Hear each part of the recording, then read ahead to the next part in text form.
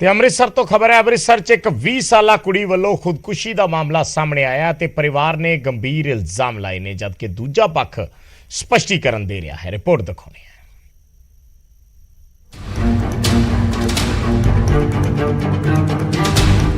ਇਹ ਬੇਸੁੱਧ ਮਾਂ ਉਸ ਧੀ ਦੀ ਹੈ ਜਿਨ੍ਹਾਂ ਪੱਖੇ ਨਾਲ ਫਾਹਾ ਲੈ ਕੇ ਖੁਦਕੁਸ਼ੀ ਕਰ ਲਈ ਤੇ ਕੋਲ ਸੁਸਾਈਡ ਨੋਟ ਛੱਡਿਆ।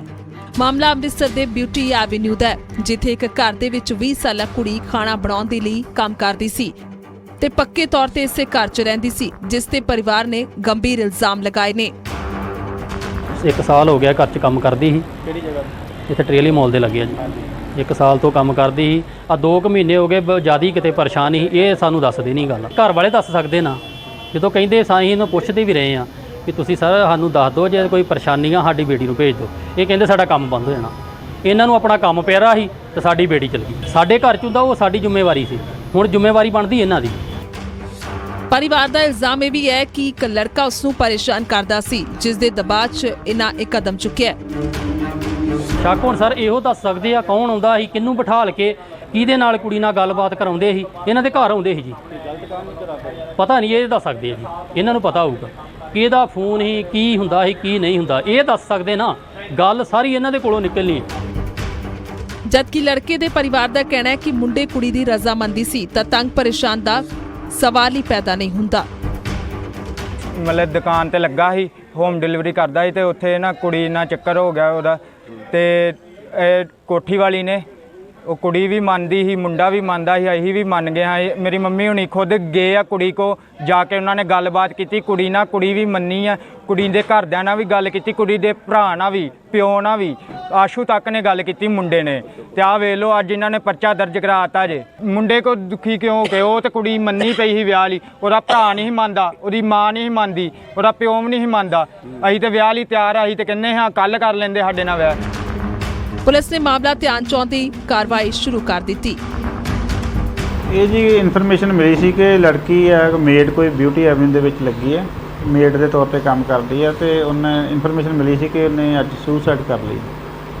ਜਾ ਕੇ ਉੱਥੇ ਜਦੋਂ ਇਨਫੋਰਮੇਸ਼ਨ ਮਿਲੀ ਤੇ ਪਹੁੰਚੇ, ਉੱਥੇ ਮੌਕੇ ਤੇ ਦੇਖਿਆ ਕਿ ਲੜਕੀ ਦੀ ਲਾਸ਼ ਜਿਹੜੀ ਆ ਉਹ ਲਟਕ ਰਹੀ ਸੀ। ਉਹਨਾਂ ਦੇ ਫਾਦਰ ਸਾਹਿਬ ਨੇ ਜਿਸ ਤਰ੍ਹਾਂ ਵੀ ਬਿਆਨ ਦਿੱਤੇ ਆ ਉਹਦੇ ਮੁਤਾਬਕ ਆਸ਼ੂ ਨਾਮ ਦਾ ਕੋਈ ਲੜਕਾ ਹੈ, ਉਹਦੇ ਖਿਲਾਫ ਜਿਹੜੀ ਆ ਉਹਨਾਂ ਕਿਹਾ ਕਿ ਉਹ ਤੰਗ ਪਰੇਸ਼ਾਨ ਕਰਦਾ। ਉਸ ਤੋਂ ਮੈਂ ਦੁਖੀ ਹੋ ਕੇ ਜਿਹੜੀ ਆ ਸੁਸਾਈਡ ਕੀਤੀ ਹੈ।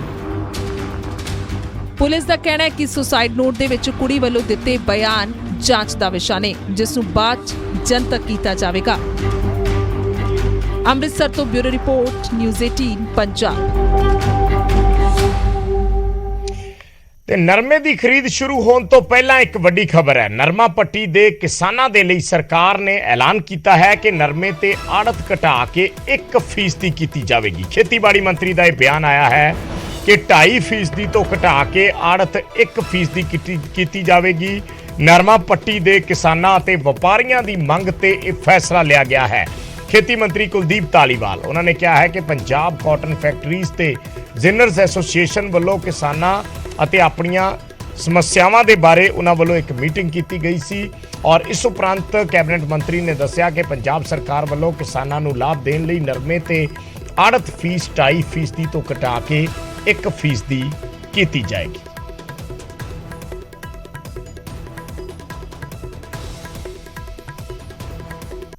ਤੇ ਖਬਰ ਬਠਿੰਡਾ ਤੋਂ ਹੈ, ਜਿੱਥੋਂ ਦੇ ਸਰਕਾਰੀ ਜੱਚਾ ਬੱਚਾ ਹਸਪਤਾਲ ਦੀ ਹਾਲਤ ਖਸਤਾ ਹੋ ਚੁੱਕੀ ਹੈ।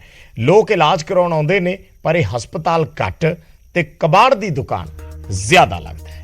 ਹਸਪਤਾਲ ਦੇ ਸਪੈਸ਼ਲ ਵਾਰਡ ਤੋਂ ਲੈ ਕੇ ਡਾਕਟਰਾਂ ਦੇ ਕਮਰਿਆਂ 'ਚ ਪਿਆ ਪੁਰਾਣਾ ਸਮਾਨ। ਉਧਰ ਹਸਪਤਾਲ ਦੇ ਐਸਐਮਓ ਕਹਿ ਰਹੇ ਨੇ ਕਿ ਇਹਨਾਂ 'ਚੋਂ ਕੁਝ ਸਮਾਨ ਤਾਂ ਖਰਾਬ ਹੈ, ਜਦਕਿ ਕਬਾੜ ਬਣੇ ਕੁਝ ਸਮਾਨ ਨੂੰ ਅਸੀਂ ਇੱਥੋਂ ਛੇਤੀ ਚੁਕਵਾ ਦੇਵਾਂਗੇ।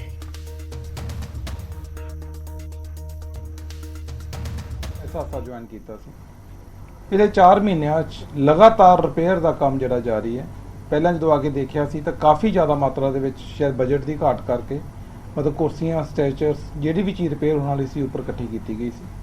ਪਰ ਹੁਣ ਪਿਛਲੇ 3 ਮਹੀਨਿਆਂ 'ਚ ਲਗਭਗ 70-75 3 ਸੀਟਰਸ, 12-15 ਦੇ ਆਸ-ਪਾਸ ਸਟ੍ਰੈਚਰ, ਵੀਲ ਚੇਅਰਸ, ਈਵਨ ਜਿਹੜੇ ਡਾਇਟ ਕੂਲਰ ਸੀ ਜਾਂ ਵਾਟਰ ਕੂਲਰ ਸੀ, ਇਹ ਸਾਰੇ ਰਿਪੇਅਰ ਹੋ ਕੇ ਆਪਣੀ ਕੰਮ ਤੇ ਇੰਸਟਾਲ ਕਰ ਦਿੱਤੇ ਗਏ ਨੇ। ਬਠਿੰਡਾ ਦਾ ਸਰਕਾਰੀ ਜੱਚਾ ਬੱਚਾ ਹਸਪੀਟਲ ਅੱਜ ਕੱਲ੍ਹ ਕਵਾੜਗੀ ਦੀ ਦੁਕਾਨ ਬੰਦ ਆ ਨਜ਼ਰ ਆ ਰਿਹਾ। ਤੁਹਾਨੂੰ ਤਸਵੀਰਾਂ ਦਿਖਾ ਦਿਆਂ ਕਿ ਕਿਸ ਤਰ੍ਹਾਂ ਜਿੱਥੇ ਸਪੈਸ਼ਲ ਵਾਰਡ ਬਣੇ ਹੋਏ ਨੇ ਉੱਥੇ ਸਿਰਫ ਕਵਾੜ ਦਾ ਸਮਾਨ ਹੈ ਜਿਹੜਾ ਉਹ ਨਜ਼ਰ ਆ ਰਿਹਾ। ਸਿਰਫ ਸਪੈਸ਼ਲ ਵਾਰਡ ਨਹੀਂ, ਜਿਹੜੇ ਵੀ ਵਾਰਡਾਂ ਦੇ ਵਿੱਚ ਅਸੀਂ ਨਜ਼ਰ ਮਾਰਾਂਗੇ ਉੱਥੇ ਸਿਰਫ ਤੁਹਾਨੂੰ ਕਵਾੜ ਦਾ ਸਮਾਨ, ਕੰਡਮ ਹੋਏ ਬੈੱਡ, ਸਟੈਚਰ ਤੇ ਜਿਹੜੀਆਂ ਚਾਦਰਾਂ ਸਟੈਚਰ ਦੇ ਉੱਪਰ ਵਿਛਾਉਣ ਵਾਲੀਆਂ ਉਹ ਚਾਦਰਾਂ ਨਜ਼ਰ ਆ ਰਹੀਆਂ ਨੇ। ਅੱਗੇ ਵੀ ਤੁਹਾਨੂੰ ਦਿਖਾਵਾਂਗੇ ਕਿ ਆਖਿਰਕਾਰ ਕਿਸ ਤਰ੍ਹਾਂ ਦੀਆਂ ਤਸਵੀਰਾਂ ਸਰਕਾਰੀ ਹਸਪੀਟਲ ਦੇ ਨੇ। ਸਰਕਾਰੀ ਤੰਤਰ ਦੀ ਪੋਲ ਖੋਲ੍ਹਦੀਆਂ ਇਹ ਤਸਵੀਰਾਂ ਨੇ। ਕਿਸੇ ਵੀ ਕਮਰੇ ਜਾਓ, ਇਸ ਕਮਰੇ 'ਚ ਵੀ ਜਾਓ, ਤੁਹਾਨੂੰ ਕਵਾੜ ਰੂਪੀ ਸਮਾਨ ਹੈ ਜਿਹੜਾ ਉਹ ਹਰ ਕਮਰੇ 'ਚ ਨਜ਼ਰ ਆਏਗਾ। ਇੱਥੇ ਵੀ ਸਪੈਸ਼ਲ ਰੂਮ ਲਿਖਿਆ ਹੋਇਆ ਹੈ ਔਰ ਸਪੈਸ਼ਲ ਰੂਮ ਦੇ ਦਰਸ਼ਨ ਤੁਹਾਨੂੰ ਕਰਾ ਦਿਆਂ। ਅੰਦਰ ਕੰਡਮ AC ਤੋਂ ਲੈ ਕੇ ਠੰਡੇ ਪੀਣੇ ਵਾਲੇ ਪਾਣੀ ਦੇ ਕੂਲਰ ਨੇ ਔਰ ਹੋਰ ਵੀ ਸਮਾਨ ਹੈ, ਸਾਜੋ ਸਮਾਨ ਤੁਹਾਨੂੰ ਨਜ਼ਰ ਆ ਰਿਹਾ, ਚਾਹੇ ਉਹ ਸਟੈਚਰ ਹੋਣ, ਚਾਹੇ ਉਹ ਡਾਕਟਰ ਦੇ ਹੋਰ ਸਮਾਨ ਹੋਣ। ਇਸ ਤਰ੍ਹਾਂ ਦਾ ਸਮਾਨ ਤੁਹਾਨੂੰ ਹਰ ਕਮਰੇ ਦੇ ਵਿੱਚ ਨਜ਼ਰ ਆਏਗਾ। ਹਾਲਾਂਕਿ ਇਹ ਸਮਾਨ ਕੰਡਮ ਹੋ ਚੁੱਕਿਆ, ਪਰ ਕਿਤੇ ਨਾ ਕਿਤੇ ਜਾ ਕੇ ਹਸਪੀਟਲ ਘੱਟ, ਕਬਾੜੀਏ ਦੀ ਦੁਕਾਨ ਜ਼ਿਆਦਾ ਨਜ਼ਰ ਆ ਰਿਹਾ। ਇਸ ਪਾਸੇ ਵੀ ਨਜ਼ਰ ਮਾਰੋ, ਇਸ ਪਾਸੇ ਵੀ ਹਾਲ ਹੈ। ਟੈਲੀਫੋਨ ਤੋਂ ਲੈ ਕੇ ਹਰ ਤਰ੍ਹਾਂ ਦਾ ਸਮਾਨ ਹੈ ਉਹ ਇਸ ਕਬਾੜ ਦੀ ਦੁਕਾਨ ਤੇ ਤੁਹਾਨੂੰ ਨਜ਼ਰ ਆ ਰਿਹਾ। ਜਿਹੜੇ ਕਮਰੇ ਨੇ ਉਹ ਬਿਲਕੁਲ ਬੰਦ ਨੇ ਔਰ ਕੰਡਮ ਕਮਰੇ ਇਸ ਤਰ੍ਹਾਂ ਤੁਸੀਂ ਵੇਖ ਸਕਦੇ ਹੋ ਤਸਵੀਰਾਂ ਦੇ ਵਿੱਚ। ਕਿਹੜੇ ਬੈੱਡ ਨੇ ਇਹ ਇਸ ਕੰਡਮ ਹਾਲਤ ਦੇ ਵਿੱਚ ਨਜ਼ਰ ਆ ਰਹੇ ਨੇ। ਦੂਸਰੇ ਪਾਸੇ ਚੇਅਰਸ, ਫਰਨੀਚਰ ਦਾ ਹਾਲ ਤੁਸੀਂ ਦੇਖ ਸਕਦੇ ਹੋ ਕਿ ਫਰਨੀਚਰ ਬੇਸ਼ੱਕ ਇਹ ਕੰਡਮ ਹੋ ਚੁੱਕਿਆ, ਪਰ ਇਸ ਨੂੰ ਇਸ ਜਗ੍ਹਾ ਤੋਂ ਹੋਰ ਜਗ੍ਹਾ ਸ਼ਿਫਟ ਕਰਨ ਦੀ ਲੋੜ ਹੈ। ਦੂਸਰੇ ਪਾਸੇ ਤਸਵੀਰਾਂ ਤੁਹਾਨੂੰ ਇਸ ਕਮਰੇ ਦੀਆਂ ਦਿਖਾ ਦਿਆਂ।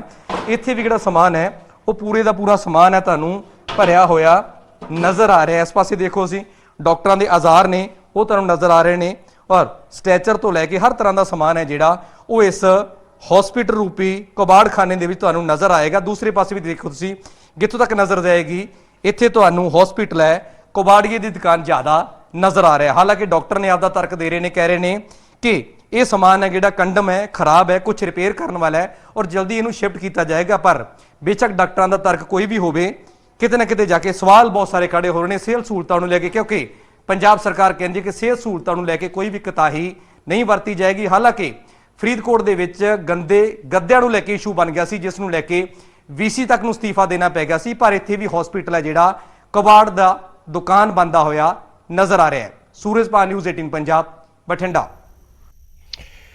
ਤੇ ਮੁੱਖ ਮੰਤਰੀ ਭਗਵੰਤ ਮਾਨ ਅੱਜ ਫਤਿਹਗੜ੍ਹ ਸਾਹਿਬ ਪਹੁੰਚੇ, ਜਿੱਥੇ ਉਹਨਾਂ ਚੂਨੀ ਕਲਾਂ ਦੇ ਸਰਕਾਰੀ ਸਕੂਲ ਦਾ ਦੌਰਾ ਕੀਤਾ ਤੇ ਵਿਦਿਆਰਥੀਆਂ ਨਾਲ ਗੱਲਬਾਤ ਕਰਦਿਆਂ ਉਹਨਾਂ ਨੂੰ ਚੰਗੀ ਤਰ੍ਹਾਂ ਪੜ੍ਹਾਈ ਕਰਨ ਦੇ ਲਈ ਉਤਸ਼ਾਹਿਤ ਕੀਤਾ। ਇਸ ਮੌਕੇ ਉਹਨਾਂ ਅਧਿਕਾਰੀਆਂ ਨੂੰ ਸਕੂਲ ਵਿਚਾਲੇ ਕਮੀਆਂ ਨੂੰ ਛੇਤੀ ਹੀ ਦੂਰ ਕਰਨ ਦੇ ਵੀ ਨਿਰਦੇਸ਼ ਦਿੱਤੇ।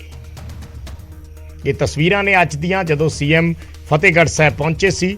ਉੱਥੇ ਇੱਕ ਸਕੂਲ ਦੇ ਵਿੱਚ ਗਏ ਔਰ ਵਿਦਿਆਰਥੀਆਂ ਦੇ ਰੂਬਰੂ ਹੋਏ, ਉਹਨਾਂ ਦੇ ਨਾਲ ਗੱਲਬਾਤ ਕੀਤੀ, ਸਕੂਲ ਦੇ ਅਧਿਕਾਰੀਆਂ ਦੇ ਨਾਲ, ਪ੍ਰਸ਼ਾਸਨ ਦੇ ਨਾਲ ਗੱਲਬਾਤ ਕੀਤੀ ਔਰ ਜਿਹੜੀਆਂ ਕਮੀਆਂ ਸੀ ਉਸ ਨੂੰ ਜਲਦ ਦੂਰ ਕਰਨ ਦੇ ਨਿਰਦੇਸ਼ ਦਿੱਤੇ।